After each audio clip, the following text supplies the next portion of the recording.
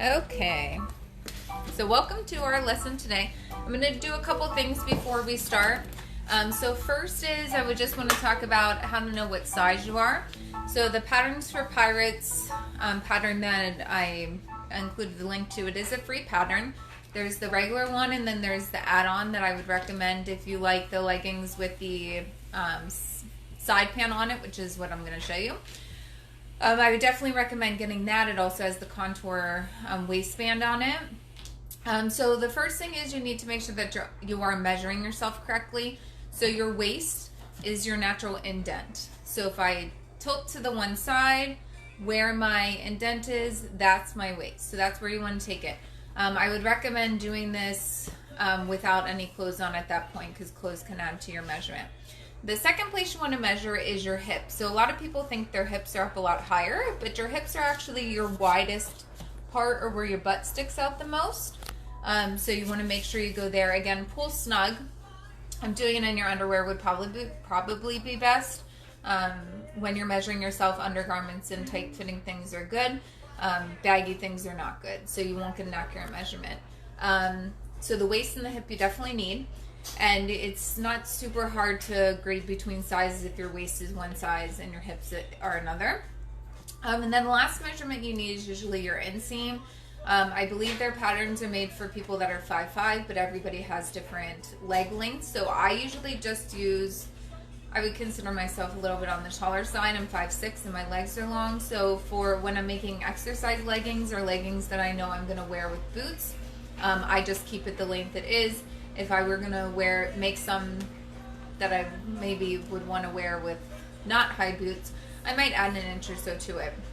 But for the most part, I don't have to do many changes to this pattern, and I made a ton of them. They're definitely my favorite thing. Second thing I need to talk about is the fabric that you want to use. So for leggings, you do want a 4-way stretch fabric, which means that when you take your fabric, it needs to stretch both across. So we have their 2 salvage ends, so it's got to stretch this way and this way. 2-way stretch fabric means that from the salvage edge, which is this part that's rolling on, to the other salvage edge, that it only stretches that way. You're going to get the best fit leggings possible if you get 4-way stretch, and I believe it has to stretch 50%.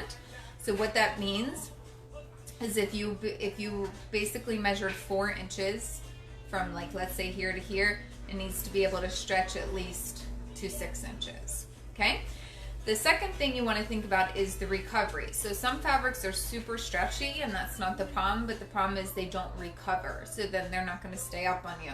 So what's going to happen is they'll be great and stretchy, but they'll fall down.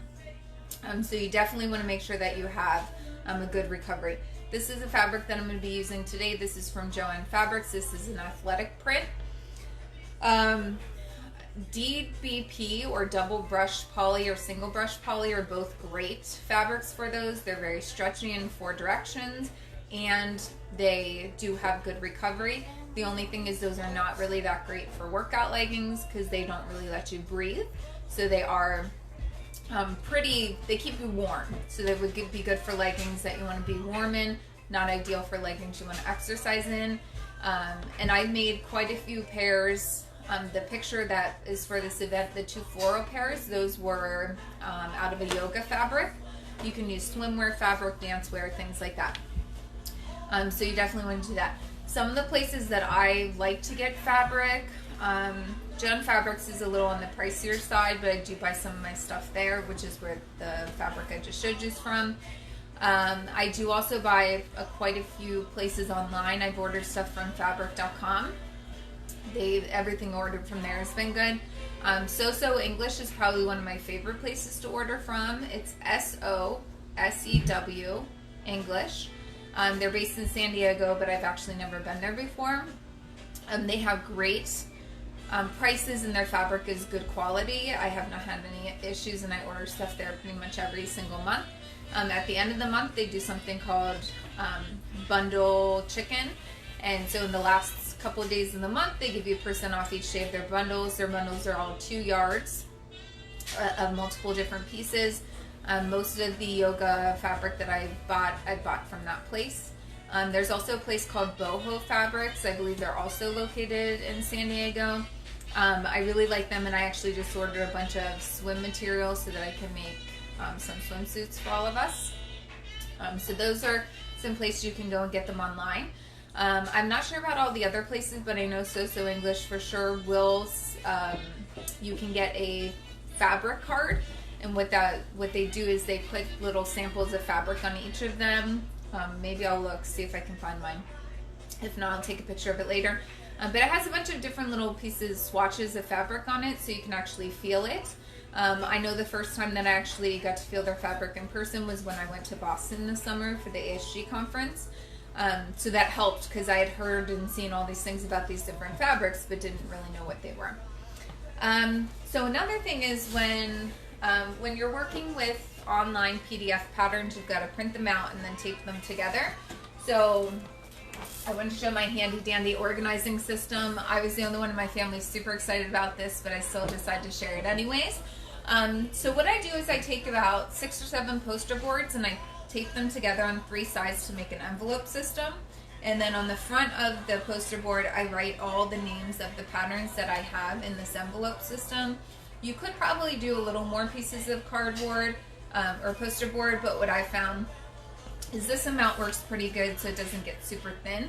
I have probably about 6 of these right now and some smaller ones for my kids' patterns, but this allows you to put your stuff in flat. I personally don't like rolling the pattern because it really is hard to get it to lay straight.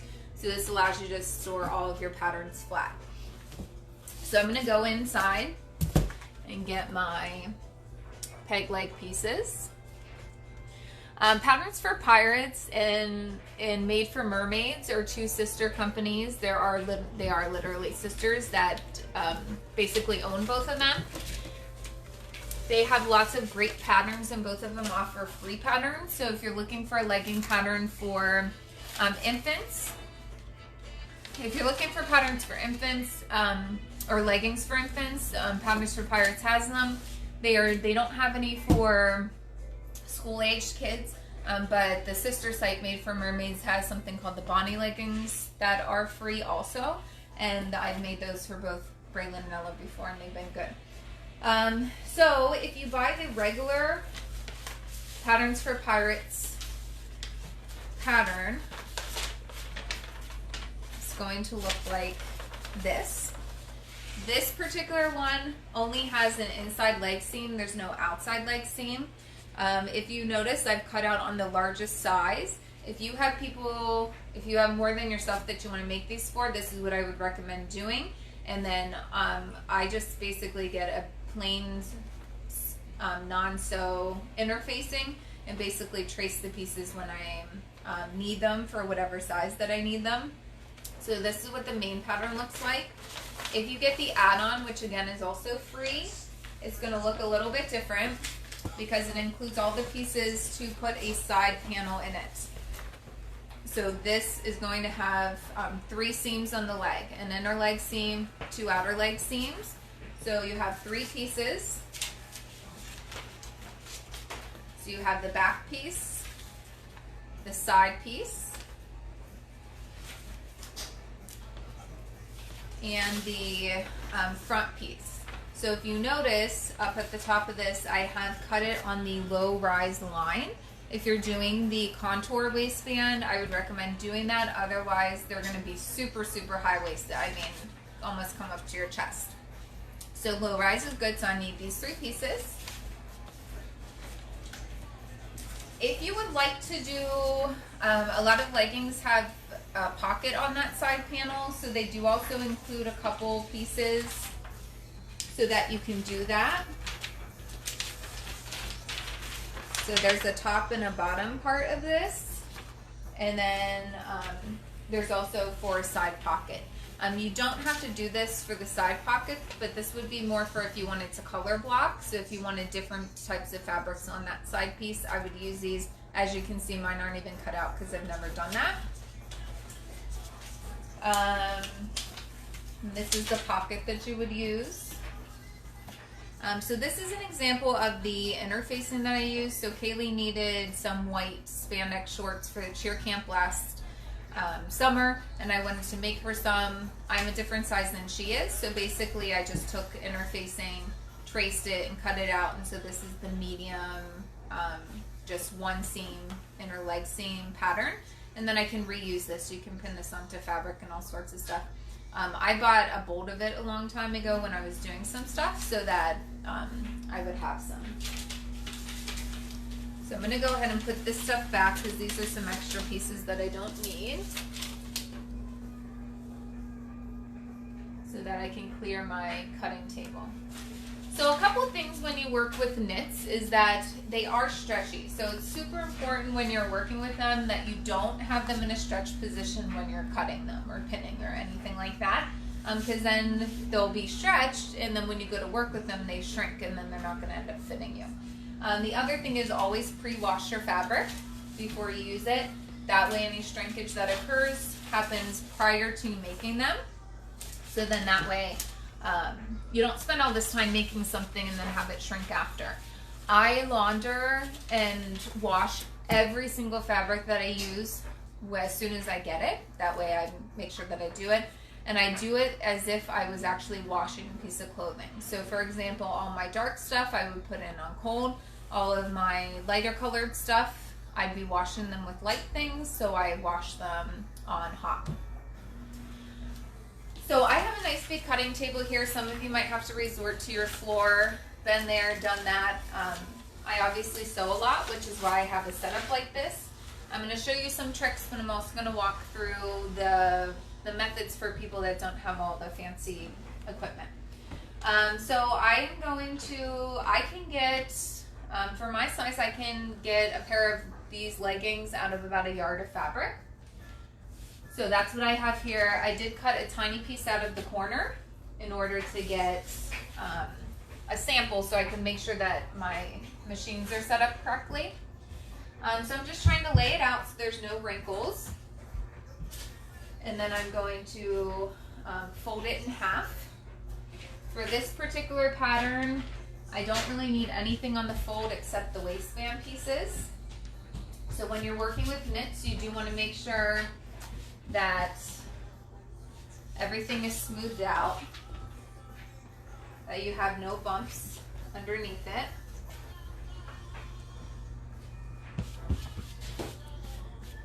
And make sure that your fold is as straight as it can be. So a lot of times what I'll do is I'll put my fold on the 0 line. This is a little bit wider than my mat is as far as the ruler part goes. So I'm just going to try and make sure it's about the same distance from here. That'll make sure you're good. When I do patterns, I always have the fold closest to me, and that way I'm not trying to lean way on the other side of the table, trying to make sure that my pieces that have to be on the fold are on there. So before you start anything else, you got to make sure that your pattern piece fits. Pattern pieces fit on your fabric. It would be a shame to start cutting and then realize you don't have enough. And if you don't have enough, that would be a great option for the color blocking, because you can get more pieces out. So what I do is I lay down my pattern pieces. You can actually put them right up against each other. These ones are straight lines, so I could cut and then just use that cut line for both pieces. And my fabric is a double layer right now, because you have to do everything in something called mirror images, which basically means that your pieces are going to be opposite of each other. If you don't do that, then you're going to end up with 2 left legs or 2 right legs. If you have a reversible fabric, it doesn't really matter. Okay, then the other thing is for the contour waistband, these again are the ones that need to be on the fold. I'm going to need each of these twice. Okay, so when I put this on the fabric, I'm going to have to put it on once, put that piece again, and then I'm going to put this one. Now the other thing you want to keep in mind, there's some fabrics that are certain directions. So for example, if there are Christmas trees on your fabric and they were all the right direction, you do want to make sure that the top of every pattern piece is to one side and the bottom's to the other. So this particular piece, if I want it to be in the same direction as every other piece, I do have to turn it upside down. Otherwise, if I put it like this, I'm going to end up with these two pieces being technically upside down, which in most cases, and for this particular fabric, it's fine. But when I'm working, I try to do things consistent so I don't accidentally make a mistake one time when it is a directional fabric. Okay, now if you have a cutting mat like I have, you can use a rotary cutter for it. If you don't have a mat like this, then you would want to pin around all your pieces. But if I was going to tell anybody to invest in anything, I would say to invest in a large cutting mat and a rotary cutter, especially if you're going to sew a lot and with knits. It helps out a ton. The other thing, if you're not going to pin it and use the rotary cutter, these are my pattern weights. I just put a couple washers together, put ribbon around them, and they make the pattern weights. So what I'm going to do is start with this piece here. So what I do is I just stick my pattern weights. I have 7 of them, I believe. So I just stick them pretty much around different places on the fabric so it stays. This is the rotary cutter that I use. I've used this forever. I buy my blades usually on Amazon because the Joan fabrics are super expensive. There's a couple places, I believe Tractor Supply Company sells the same thing. I believe people who do carpets have something similar. It's all the same. Mine is a tiny bit dull right now, so you'll see I'll probably have to go over a couple things, but I'm trying not to use too many of them because who knows when we'll be able to get out next. So I'm just trying to be as, I don't know, conservative as I can be with my supplies.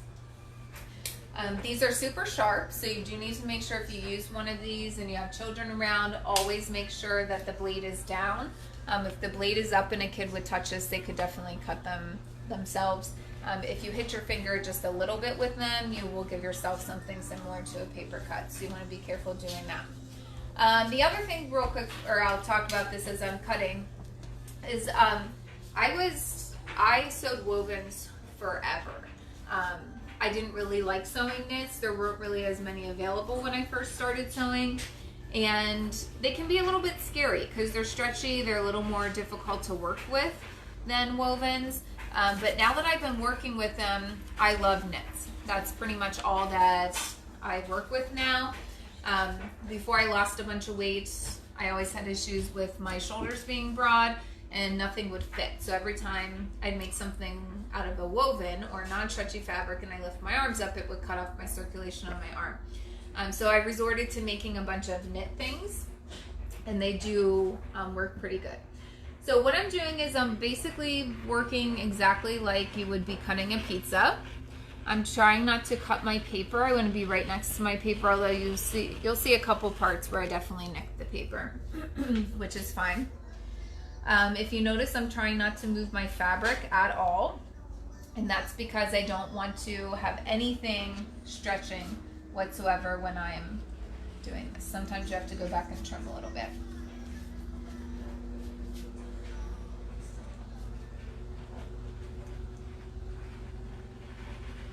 So the key is just to try not to move your fabric at all when you're doing this.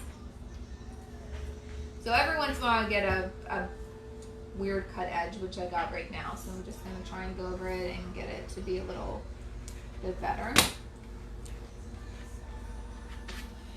Okay, so once I have a piece of my fabric cut, I do usually lift it off the mat and move my fabric if I need to. If you decide to do a waistband that's not the contoured waistband, I personally love the contoured waistband. It really is flattering to most figures, but they do have a size chart on the back pattern piece that you can follow if you want to just do it. There's no pattern pieces for those. You basically measure on the fabric. Like I said, I've made a ton of these, and the contour waistband is my favorite one to do.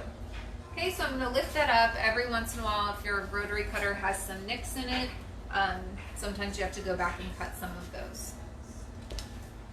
Okay, so now since I already have a straight edge cut, I'm just going to put my next piece right over next to it. It doesn't really make sense to have to cut another line if you don't really need to. So again, I'm going to put it on here. The other thing with this pattern is there's some great options too as far as length goes. They have a bike short length, capri length, and ankle length. I'm doing ankle length, but once it gets a little warmer, I'll probably make some capri ones. And I may end up making some bike shorts as well, because when I run, I do like to have something a little more form-fitting. So again, I'm just cutting down. Also on this side piece, if all you want to do is that pocket that's on the side, there are some placement lines. So it's going to be important to mark that. The other thing, and I've made this so many times so I don't really do it, but there is some triangles over here on the edge of the pattern. Those are pattern markings that you can use to match up your pieces. But I'm going to show you, I don't think that's really necessary. If you feel like you need to do it because you're a beginner, that's fine. You'll see there's matching ones right beside it and also on this side as well. I'm taking my pattern pieces off of my fabric and putting my fabric behind me. But again, you can definitely keep your paper with it, which I would recommend if you're beginning. Okay, so when I lifted that up, it was still connected a little bit. So now I'm gonna place it down, just make sure that my edges are lined up again.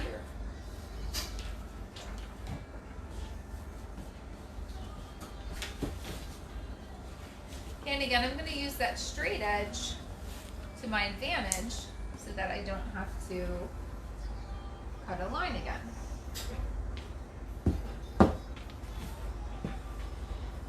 Another thing, whenever you're making PDF patterns, which is where you print it out and tape it together, patterns do have different seam allowances, and so you do want to make sure you take note of that. This one happens to be a 1/2 inch, but after making a bunch of these pairs, I realize, especially with some fabric that's yoga-like this one, that I actually just, I don't do a 1/2 inch, I do it a little bit bigger. But I've made a bunch of these before, so I would experiment with some fabric that didn't cost you too much money and just check for fit.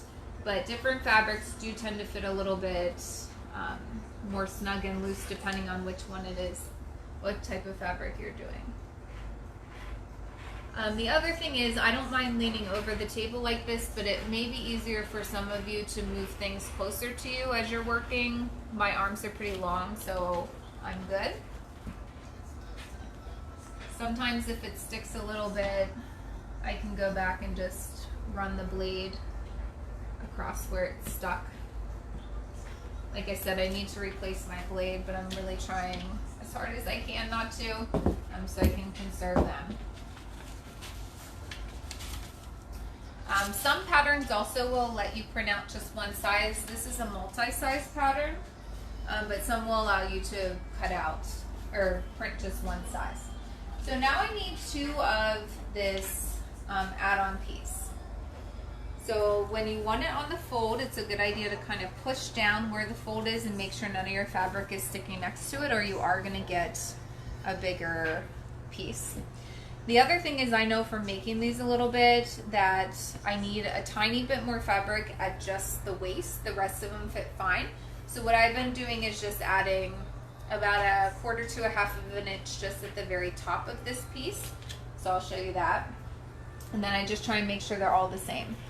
So I cut my top, and then what I do is I go a little bit bigger, and then go down to where I need it. And so I know just after making these that that's what I need to do. Okay, then I'm going to move it down. Do the same thing again.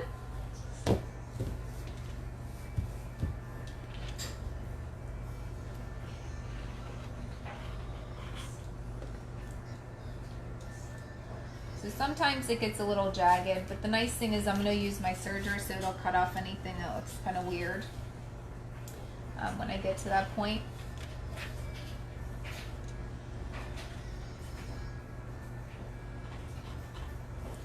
The reason why we need 2 of each of these is because the waistband is the only part of these leggings that have 2 layers. They have an inside and an outside to the waistband.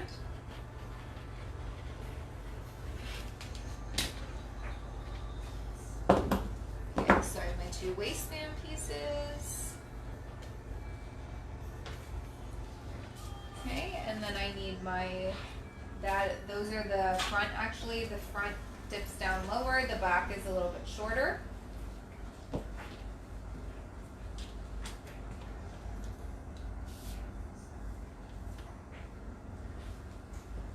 So this one I'm going to do the same thing. So I'm going to cut around the piece, but at the top where my waist would actually be, I'm going to make it just a tiny bit bigger. That way I know it won't be too tight.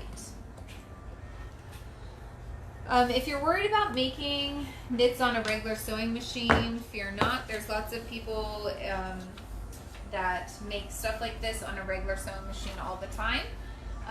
Both those pattern companies that I mentioned, Patterns for Pirates and Made for Mermaids, both of those have Facebook groups, so people will post all sorts of stuff.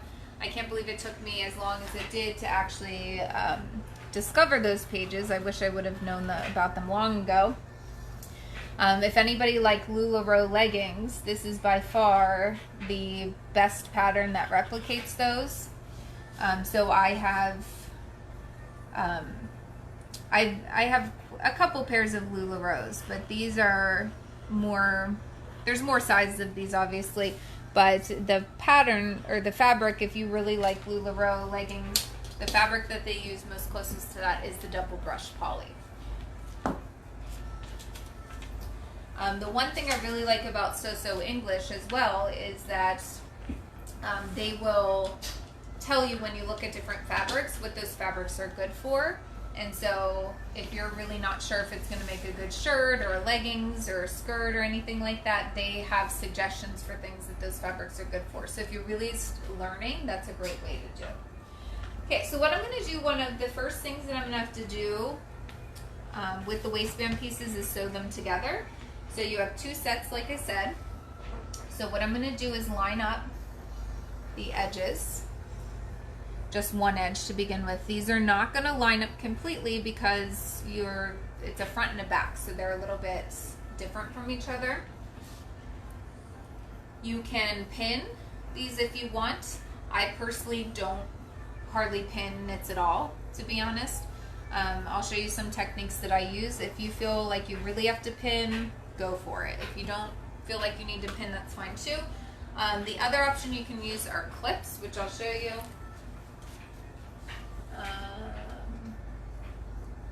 I organized and now I don't know where my clips are. Anyways, maybe I'll remember where I put them. But wonder clips are great too. You can do that. I personally am a pin person if I'm going to use anything. But like I said, I'm not even going to pin these at all. I'm just going to line them up. And I'm going to show you some techniques with that. So we have 2 of those. The other thing I'm going to do is on my table is I'm going to line up the leg pieces that I'm going to sew together. And the reason I'm doing that is to make sure that I don't accidentally sew the wrong parts together. So the easiest way to do these, and this is how I would teach my students back at CV, so I know Miranda's probably still watching, and if anybody else that had me for sewing class, you probably remember me telling you to do this. So it's best when you're doing things that have more than one piece that are mirror images, especially if there's no right or wrong side, that you do lay them out first. That way, again, like I said, you don't make the mistake of doing it incorrectly. So the front pieces have a shorter crotch depth because the contour waistband has a bigger part there. So when you're taking the side piece, the shorter end, if you can see here, there's a shorter end and then it goes up. The shorter end is what matches the front. So I'm going to lay those 2 out. And I'm just laying them next to each other. And then I'll put them right sides together when I'm ready. So then in the back,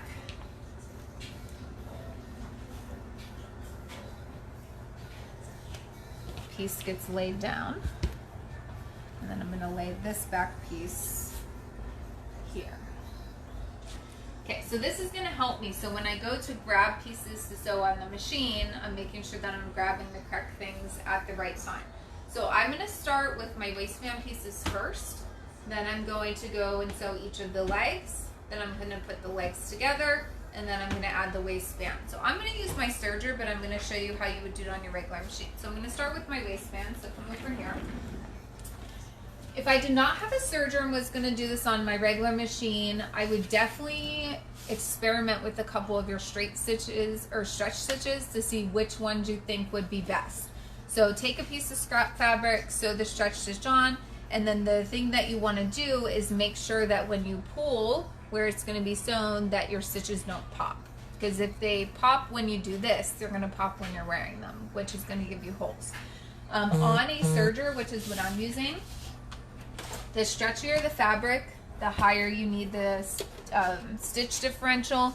It took me a while to learn what the different things mean, but stitch differential is basically on a serger, there's a top feed dog and a bottom feed dog. So the stitch differential, basically, if it's on a 1, the top and bottom are going at the same thing.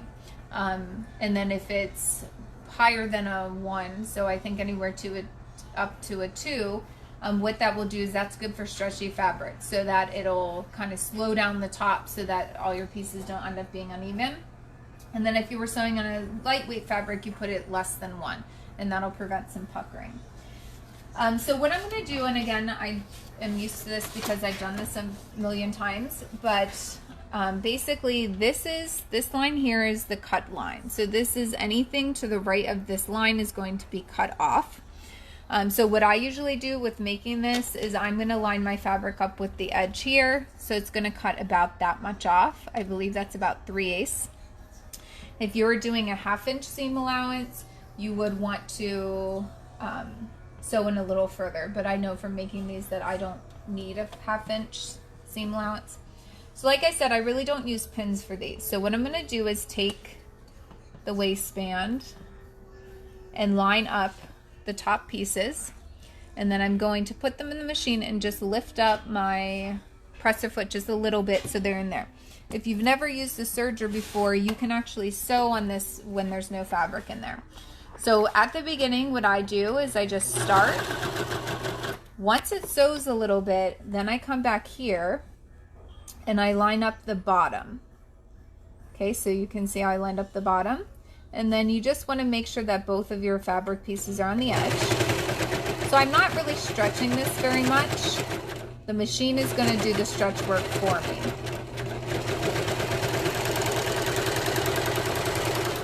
When you're done, you can cut that off. And then I'm going to flip it around and do the same thing on the other side.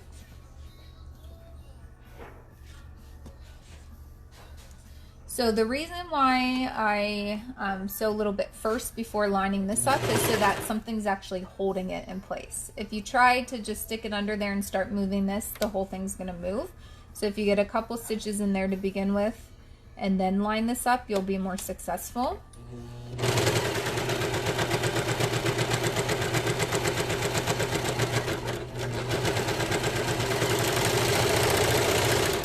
And like I said, I did test this out on some scrap fabric first to make sure that it was good. So if you see, I'm able to pull this and it doesn't, none of the stitches are popping. So I know that that's good.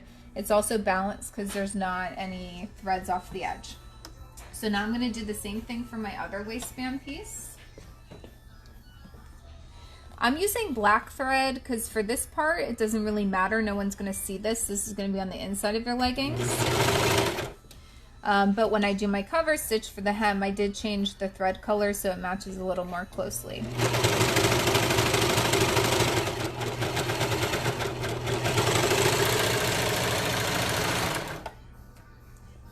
For those of you that are used to sergers too, sometimes what I'll do is I'll serge one piece and then put the next piece in right after it. That way there's a lot less cutting. But since I'm trying to show you this, I'm trying to not show too many shortcuts because those of you that are watching this probably need a little bit of help and aren't super experienced. So again, put it in there, sew a couple stitches, make sure my edges are lined up.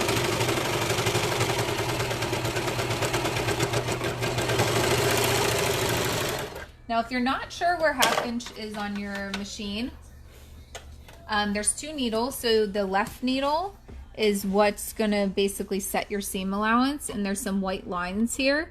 So what you can do is you can measure from your left needle to whichever white line you're gonna sew to, and that will tell you what the seam allowance is. But like I said, I've sewed these so many times I know. Okay, so my 2 waistband pieces are done being sewn separately, so I'm gonna sew them together now. So what I'm gonna do is I'm gonna turn my one waistband right side out, and then I'm gonna take my other waistband and put them inside of each other. Now this is the part where you need to make sure that you have both of your fronts touching each other and both of your backs touching each other. So when you put them inside of each other, your seams should be matched up on the sides, right sides together. And you should notice that your fronts are together and your bottoms are together. So now this part I do pin, and I do this because I do want to make sure that I'm even. So on this part here, what I'm going to do is put my one seam allowance one direction, my other seam allowance the other direction. Those of you that quilt, this will sound familiar. It's called they nest inside of each other. So the seams basically butt up against each other. And I'm just going to put one pin in there to hold it in place. And when I'm pinning, I'm basically pinning right next to the stitching. Then I'm going to come over here and do the same thing. The only places I'm worried about matching up at this point is just the top edge where I'm pinning. So I'm going to do the same thing here. So I have one seam allowance to the left, one to the right. If these little tails of string drive you nuts, you can cut them off, but they're going to get cut off in a second. So usually I don't waste my time cutting them off. I just make sure that I cut them off when I'm going. Now, if you feel like you need to, because we are sewing a circle, you can pin in the middle too if you'd like. Sometimes I do that just to make sure it stays lined up as I'm going around. But again, you can skip that step if you feel like you don't need it.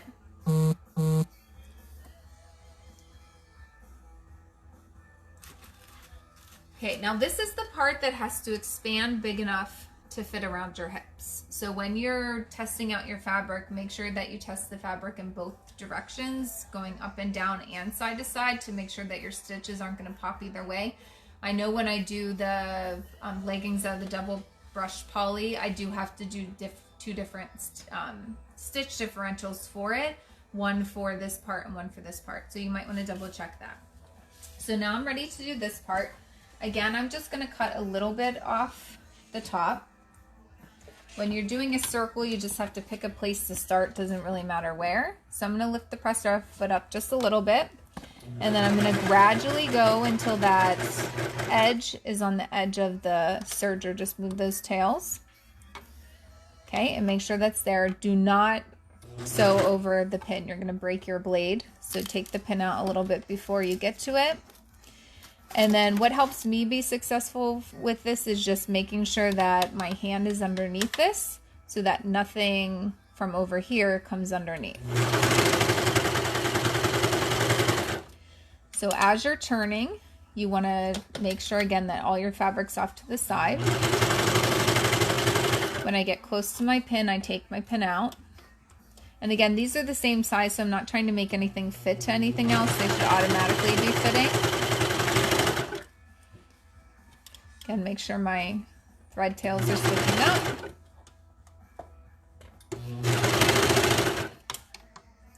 And you really don't want to pull with this, because if you pull with it now, you're stretching the fabric as you sew, which means your stitches are more than likely going to pop when you are done.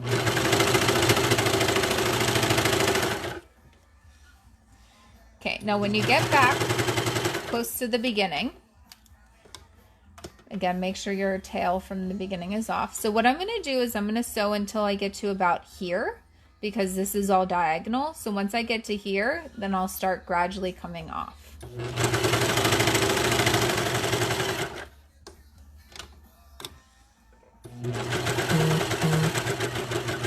Once I'm good, I'm going to gradually just pull it off to the side and then trim. Okay, so at this point, again, test it. It's got to get wide enough to fit over your hip. So those of you that have a big difference between your hip and your waist measurement, you do need to make sure that that is really stretchy, which is why the 4-way stretch will be good.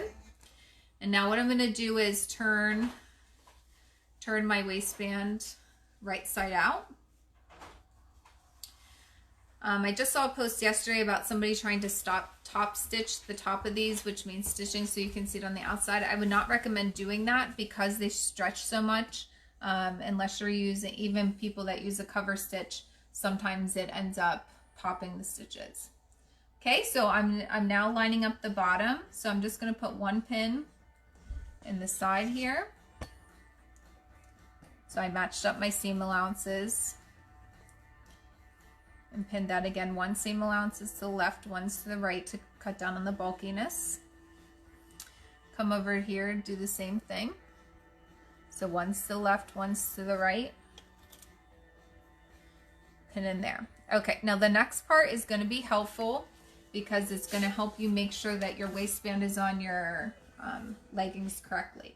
So what you want to do is you want to take your pieces and fold them in half so that your pins are sitting on top of each other. And then over here, you want to pinch it, and that's going to mark the middle. So again, the middle is going to help you make sure that you put these on because you are going to have to stretch the waistband to put it onto the leggings. Okay, so mark that with the pin. Come over here and make sure this is smoothed out. And mark the center over here with the pin as well.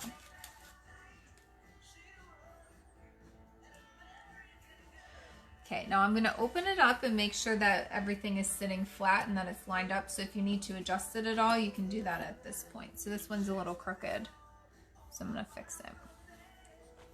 Okay, they do sell ballpoint needles, which are still pointy, but they're actually round if you look at them under the microscope. So if you have ballpoint needles, I would recommend using those because sometimes you can, if you use the regular ones, you pierce the fabric and that can sometimes create a run. Okay, so at this point our waistband is done and ready for when our pants are done. So now what I'm going to do is I'm going to take my center piece and I'm going to put it right sides together. For this one, I'm going to pin in a couple places. So when you're sewing knits, you usually have to stretch them a little bit, but you don't want to stretch it too much at one spot and not a lot. So the technique that I use for this is I match up the top. Now if you look here, you'll see that they look like they aren't matched up, but where I sew, which is right here, they are actually going to be matched up. Okay, so all I'm going to do is put one pin, not right at the beginning, a little bit, maybe about an inch or so, because you're going to have to take that one out right away. And then I'm going to match up the bottom.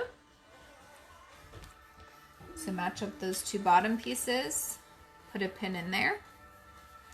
Okay, and then I'm only going to put one more pin in here, and the reason why is because this is a super long piece. And so when I'm at the serger, I just want enough pins that I can have the beginning pin, the middle, and the end pin, so I can readjust at those points. So again, if you had to stretch this at all, I would stretch it and pin the center. Okay, now I'm going to open that up because it'll be easier if I don't have to keep going back and forth. So now I'm going to open that up. And now I'm going to pin my back piece to my side. Okay, so I'm going to take this and put this down. Again, up at the top, it may not look like they're matched up, but they're going to be matched up where we sew. Okay, so I'm going to put one pin about an inch from the top here. Straighten out my pieces. Match up the bottom.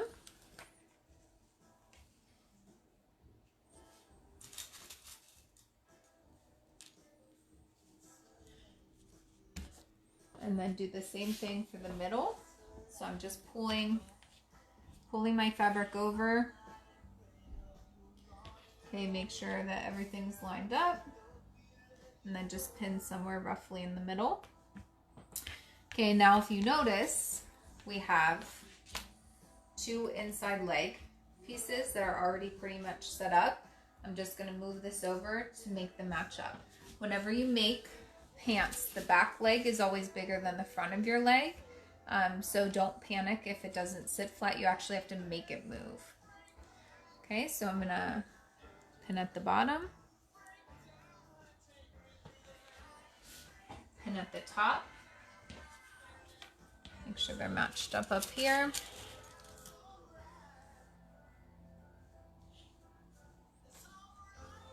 And then somewhere just along the middle. And again, I'm not super concerned about everything lining up. I'm just trying to make sure if it needs stretched at all that I do have it in the middle. Okay, now I'm gonna do the same thing to my other pieces. Again, if pinning a couple things at a time will save you some time from going back and forth. So I'm gonna lay that piece out. And again, your right side should be touching. So if you don't have a right or wrong side, it's going to be important that, again, that you laid stuff out to double check that you're not accidentally doing 2 right legs or 2 wrong, or not wrong, two right legs or 2 left legs.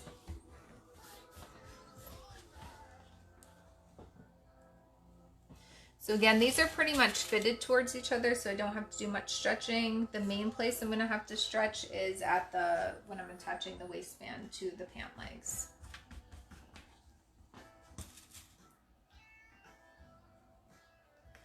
Okay, now I'm going to open this up here.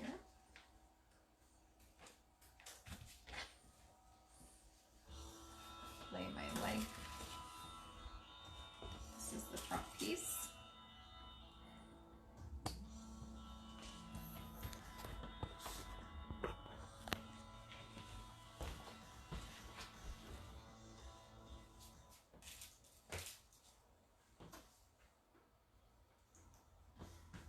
And then make sure it's good in the middle.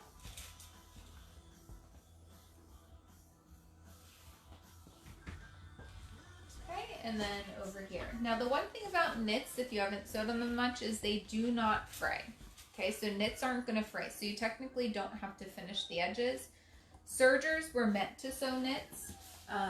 So usually, well, before I got my cover stitch machine, I would sew pretty much everything you've seen so far on my serger, and then I would have to hem it on my regular machine. So I would just use a skinny, long zigzag, and that seemed to be fine on the couple pairs that I made.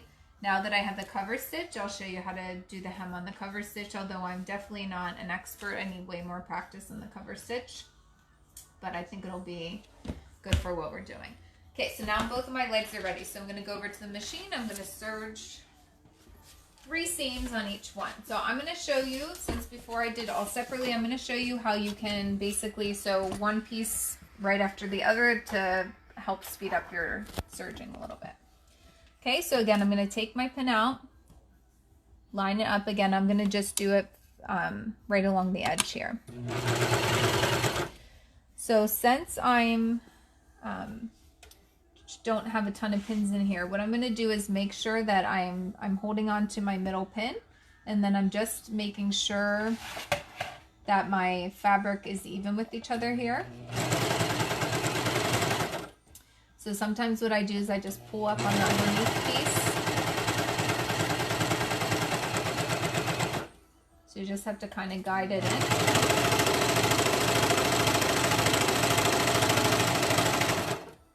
So now I'm going to stop to take that pin out, and now I'm going to hold my other pin and just make sure these are lined up. And again, I'm not stretching at this point. I'm just trying to make sure that they're taut and that they're lined up. If they're off a tiny bit, it's really not going to be a big deal.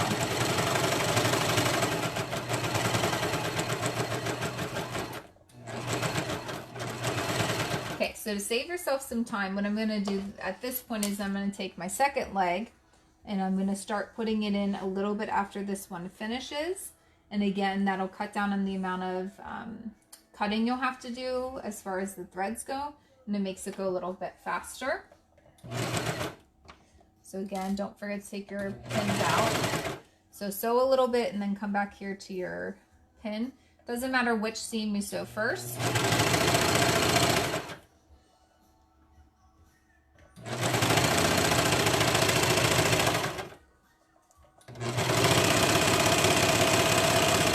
And again, this stitching no one sees because it's on the inside.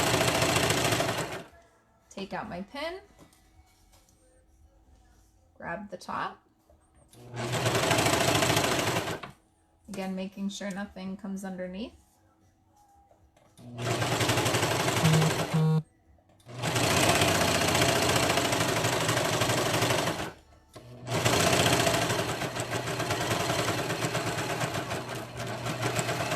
Okay, now since I ended that, what I'm going to do is come back here and I'm going to cut my two legging pieces from each other. Now you notice there's no tail there anymore.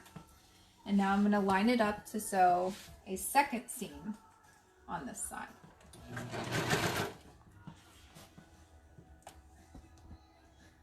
It's definitely a lot easier if you have your balls of your pins off the side, because that one I could have possibly run over without seeing.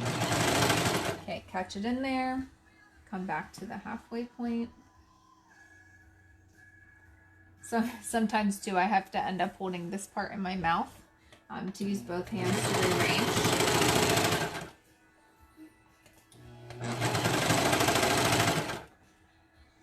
So I'm taking a little longer because I'm explaining stuff to you, but usually on a good day I can make these from start to finish in about a half an hour, 45 minutes.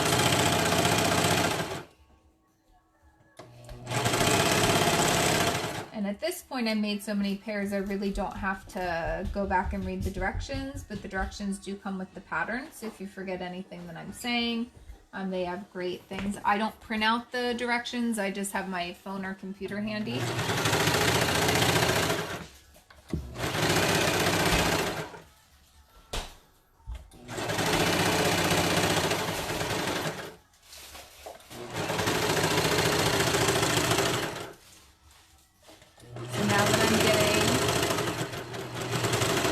Getting to the end of this one, I'm going to do the same thing. So I'm basically sewing a seam on one pant leg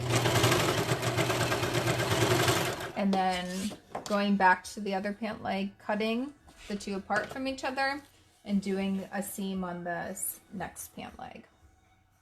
Now the other thing is I just happen to start at the bottom. So it is a good rule of thumb to basically always start.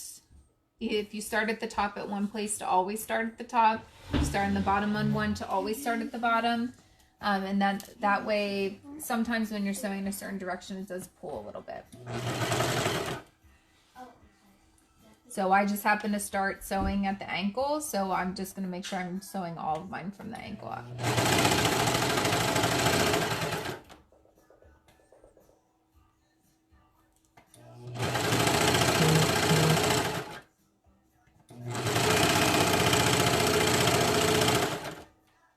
Don't forget that you can ask questions if you need to. Kevin's holding the camera, so he'll be able to tell me if there's any questions.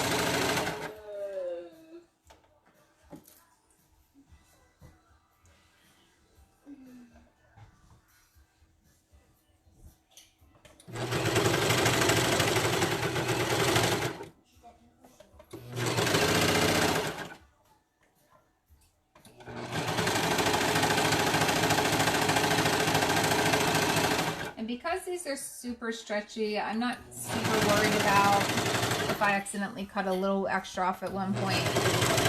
And you obviously don't want to cut a ton extra off, but every once in a while, if you go a little less or a little bit more, you're going to be fine.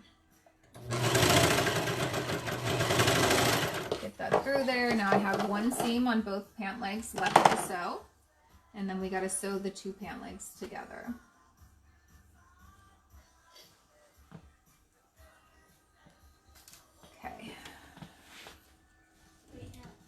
So the other thing is, like I said, same with the cutting, you don't want your stuff to be stretched. The same thing goes with this.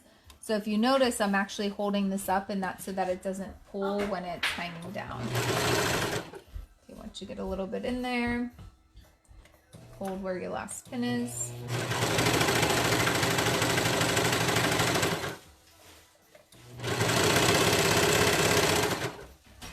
I stop every couple seconds to adjust.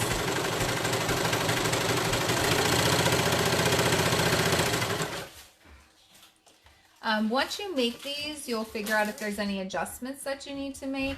So the one thing, like I said, I knew I needed a tiny bit more at my waist. So I make that adjustment. I probably could even take a little bit off of the top of the contour waistband because it's a little tall on the back. But they fit pretty good.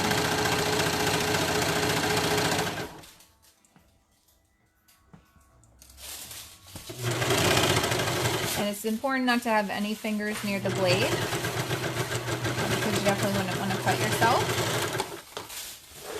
Okay, and I have one more seam left to do on my second leg, and then we'll be ready to put our right and left pant legs together.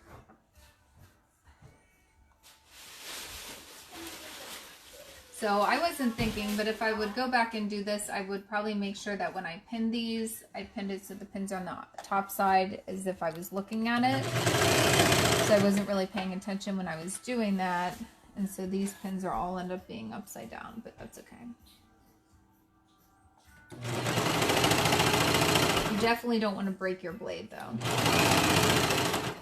So the sergers are nice because they do sew and trim at the same time. If I didn't have a serger and you wanted to make sure your stitching was secure, you could sew at a 1/2 inch and a 1/4 inch to do 2 sets of stitching just to secure it. But if you use one of those stretch stitches, the stitch should be good. And these can work as workout leggings, but I've definitely made a bunch of other leggings too, just regular ones to hang out with or wear on a regular basis. The double brush poly is super stretchy and it's super soft, and like I said, will keep you warm. So if you're not planning on exercising in them, I would recommend the double or single brush poly.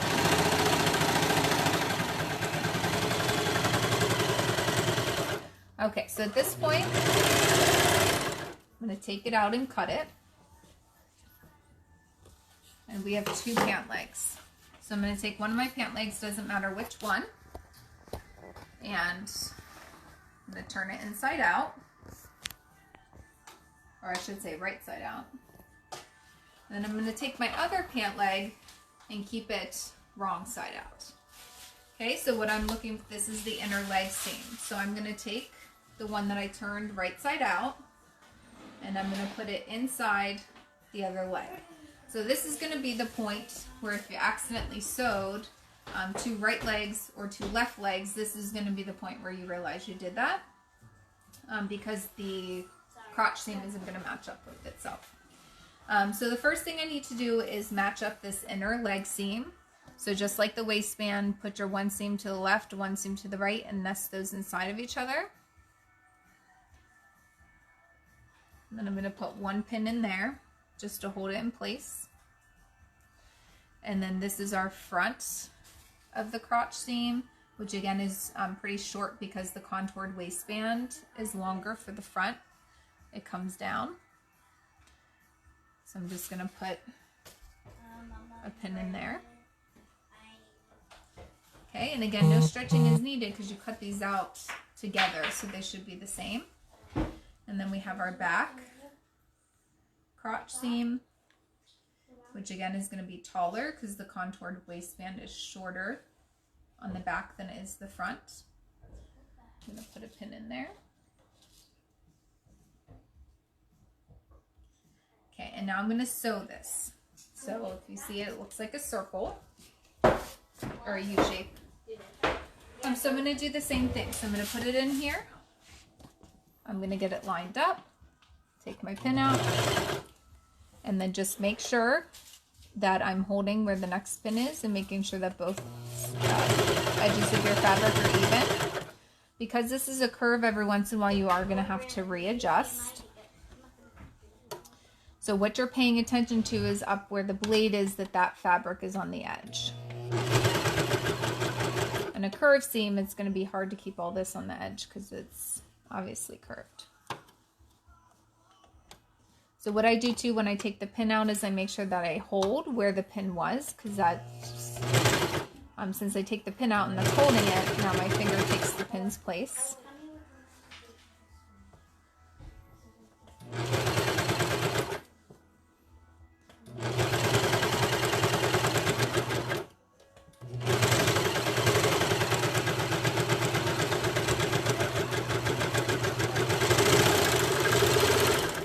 Cut that off.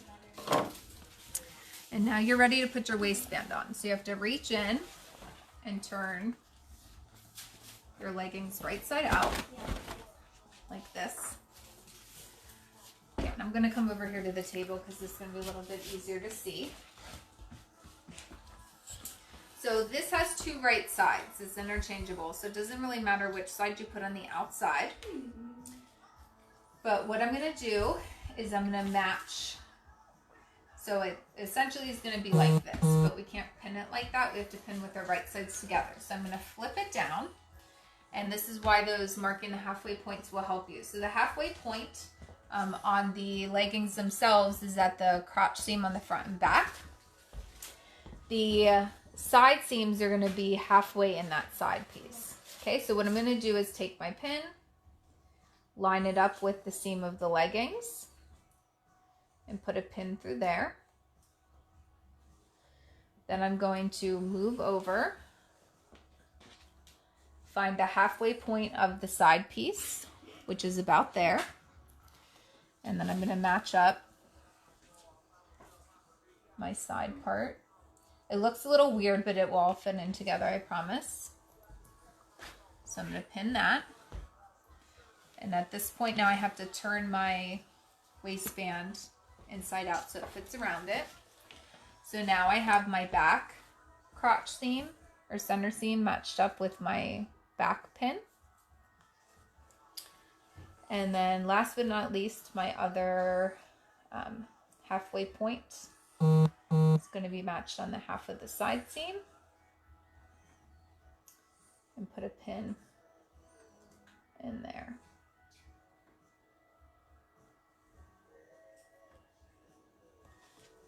Okay, so besides hemming, this is going to be our last step. So we're going to come back over here, and this is the part where you do have to stretch it a little bit. So when I do stuff like this, I usually try to start in the middle. So I'm going to start in the back middle. So that's the shorter waistband with the matched up with the seam.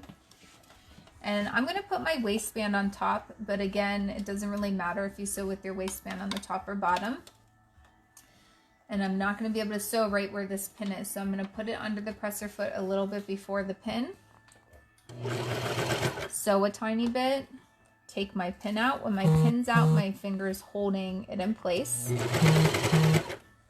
Okay, so now this is, in order to make it stretch evenly, I have the stitches in there. Now I'm going to hold where my next pin is.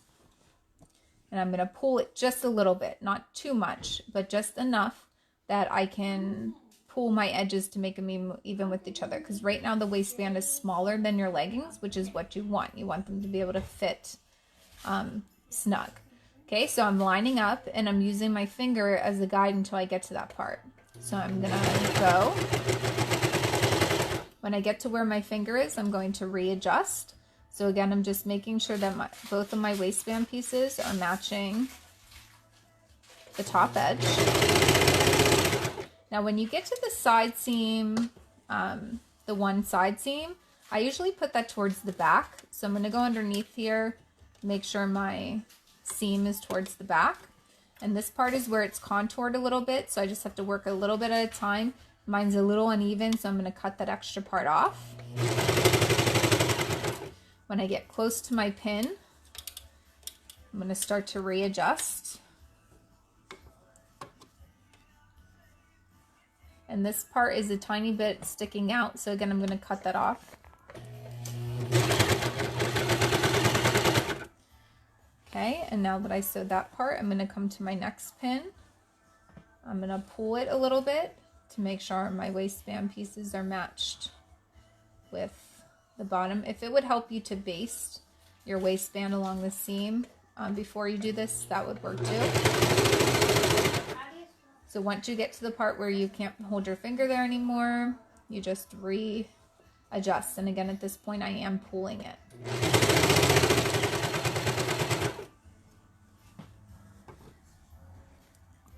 And you should have 3 layers because you have 2 waistband layers and you have your pants. Okay, this next seam, again, you could put towards the back,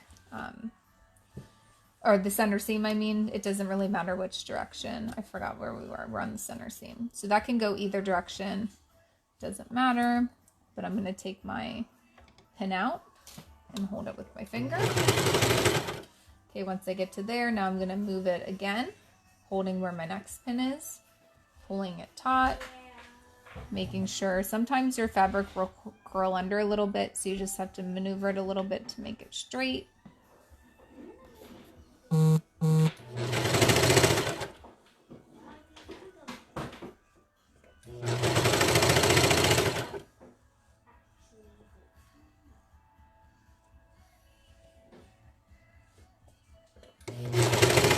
Again, the direction of the seams when you're going around this, it honestly doesn't matter.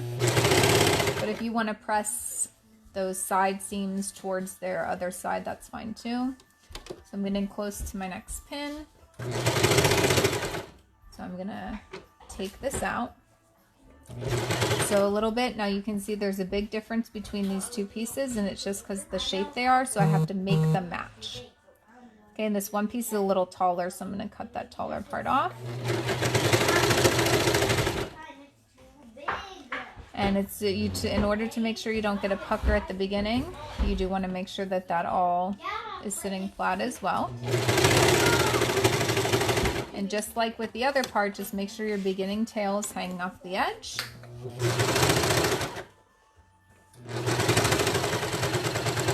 I'm going to overlap it a little bit. Pull it off.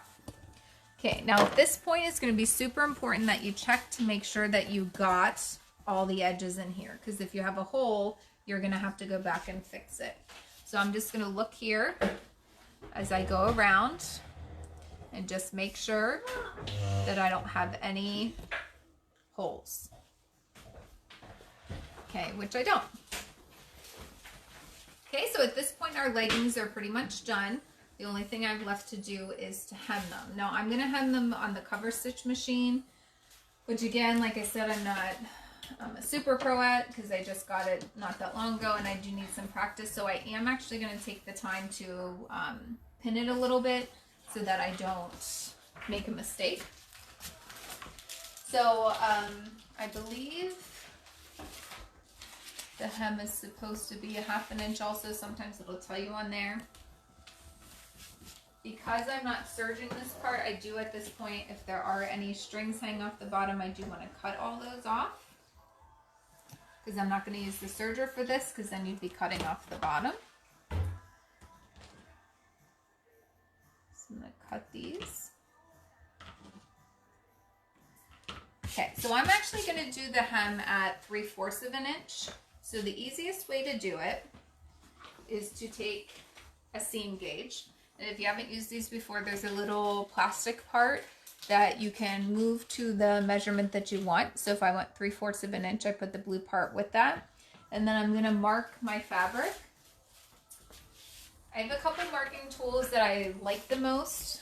This one here is a great one to use. It's erasable. It will erase with both steam and it'll erase with air after a while. Don't use this if you're not going to sew the item right away because they will disappear. So what I'm going to do is make my blue part even with the bottom and make little marks.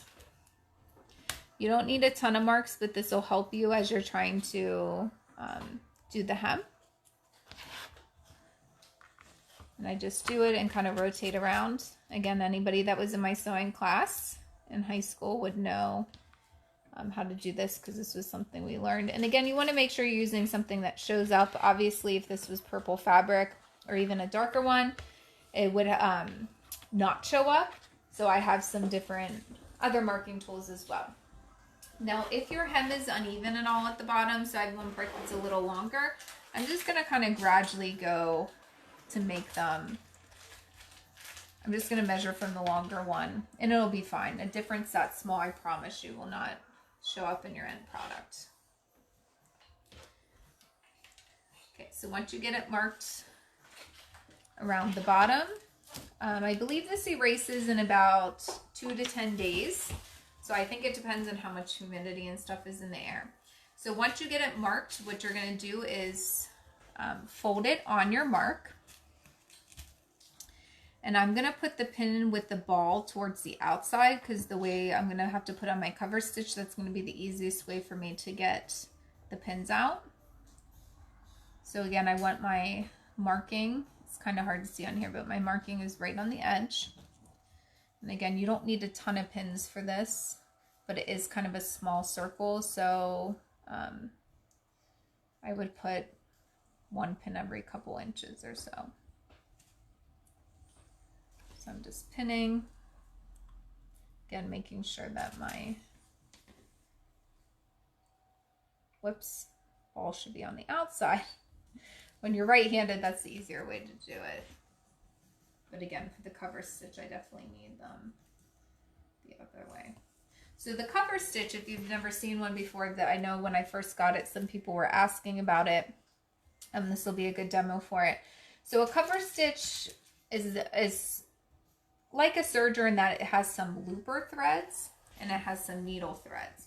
But the difference is a cover stitch doesn't cut fabric off. So if you're looking at the bottom of any of your t-shirts or things like that, a lot of your athletic wear, leggings and stuff like that will use a cover stitch. So it's going to do, at the bottom of your t-shirt, there's 2 rows of stitching, and then on the inside you'll see it looks kind of like a snake that goes back and forth.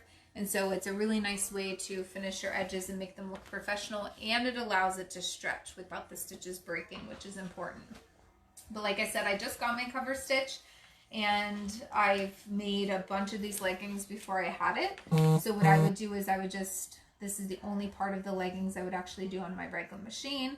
I would just pick a really skinny zigzag, so it almost looks like it's straight, but the zigzag gives it a little bit of stretch. And then make the zigzag long also, and then that way it's able to stretch over your ankle and your foot and stuff without it breaking. So I'm just marking my second hem. So the seam gauge is one of my favorite tools. If you're measuring anything less than 6 inches, this is a great tool to do. And I only say 6 inches because that's the largest measurement it goes. 6 to 12 inches, I'd probably use a ruler. I would stay away from using a tape measure or any flexible measuring tape for anything like this because it's flexible, and that's meant to take body measurements, whereas these are to measure other things. So again, I'm going to fold it. My mark's kind of hard to see, but it's right there. So I'm going to fold it, put a pin in, move a little over. So every couple inches, stick a pin in it. The pins I'm using, the ones with the shiny, different colored balls on the ends, they're actually my favorite type of pin to use. They're just like a universal pin.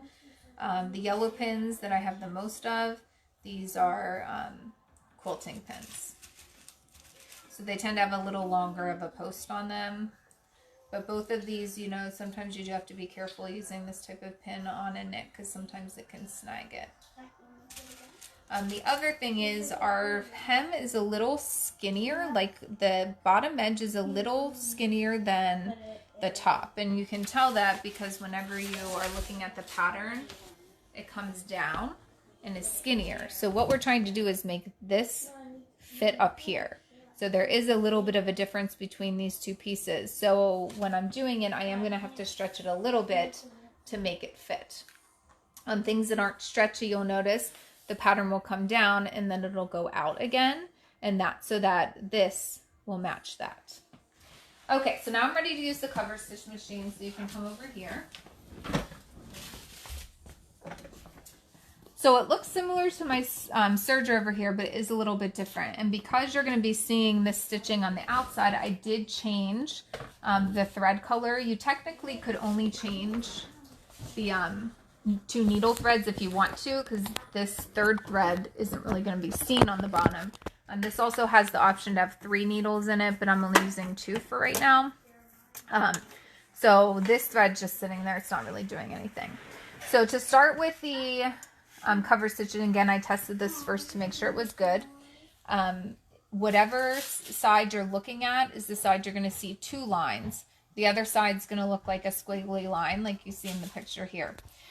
So I actually want to look at it in this direction, which is going to make it a little bit tricky if I try to do it this way. So I'm actually going to turn my pant legs inside out, and that'll make it a little bit easier for me, because then it'll be a circle that just rotates this way. But I'm still going to be looking at the right side of the fabric. So I'm basically going to be sewing in here and go around. So you just pick a spot, doesn't matter what spot it is. And this is a little tricky, especially since it's so small. So this one, I'm going to lift up my presser foot. I'm going to put it in here. So you have to make sure these other pins aren't in the way. So again, it's a little bit tricky. They do sell some tapes and stuff which can like kind of glue your fabrics together temporarily. Okay, so I'm going to line mine up with the edge of this, and that should catch it in. Actually, I'm going to line up with the edge of the fabrics with the presser foot. So I'm going to put the presser foot down, and I'm going to take this first pin out so I don't hit it. And you're just going to sew around in a circle. And the differential feed on a cover stitch is very similar to the differential feed on a serger, in that the stretchier the fabric, the higher you want it. So then that way it's moving the top and bottom pieces of fabric at different rates, so it doesn't create puckering. So I'm just trying to make sure the whole time that I sew that up here by the needles, my fabric is on the edge. And again, you can sew over the needles on this, or the pins on this one, but I don't want to because I don't want to break a needle. So I try to sew until I get close to the pin and then take the pin out. And like I said, I'm not a super expert on my cover stitch yet because I haven't had enough practice, but I know enough to do this. So I'm just trying to make sure that what's about to go into the machine is flat. Stuck on the seam a little bit there. Okay, now I'm getting close to the beginning. So if you have a cover stitch, this was the one part that I took a class and I couldn't remember, so I looked back in my book. So you're going to come back to the beginning, and you're going to try and overlap it by, I would say, I don't know, a couple stitches. So I'm overlapping the beginning. So now what I'm going to do is make sure my needles are in the utmost position. I'm going to lift up the presser foot. I'm going to take the screwdriver, works good with this. So I need 2 hands. So I'm going to take my screwdriver underneath the needle, and then up here on the top of the machine, I'm going to push these 2, and that's going to let the thread go easy. So I'm pushing these and then come back down here. I'm going to pull it forward towards me, and then I'm going to cut the bottom 2. So I'm going to go here and make a little cut underneath there. And then real quick, you just pull straight back. And when you do that, it pulls those extra threads through to the other side. You trim them. And then you, unless you cut your threads at the beginning, you just cut them there. And so on the wrong side of the fabric, it looks like this. And I'm not super worried about the thread not matching because it's the inside. And to be honest, it actually looks like that's a little loose, but that's okay. And then on the right side, it looks like this. So if you look at any of your professional leggings, they will do that.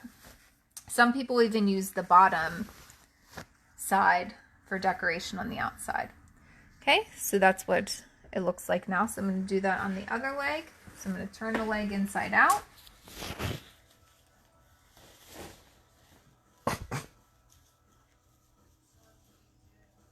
And again, on this one, it doesn't really matter where you start because you're going in a circle. So I'm going to get it lined up. Make sure I have no pins underneath there. Put my presser foot down, take my pin out, and stop.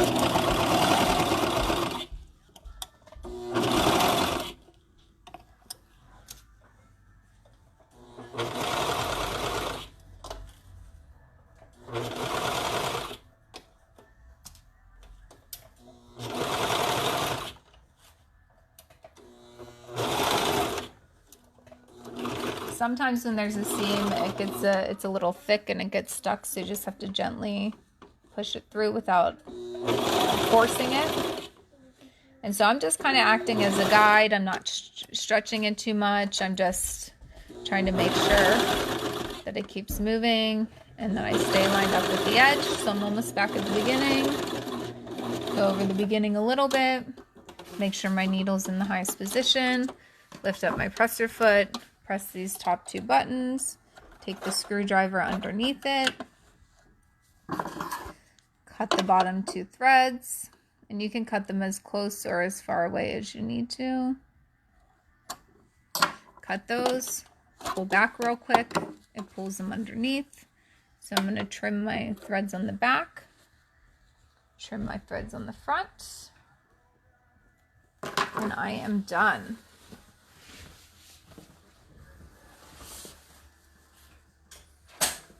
So there you have it, a pair of contour leggings. This is the front. And you can tell that because the piece goes down longer, the back shorter, and these should be ready for me to wear. So maybe I'll wear them on my run tomorrow.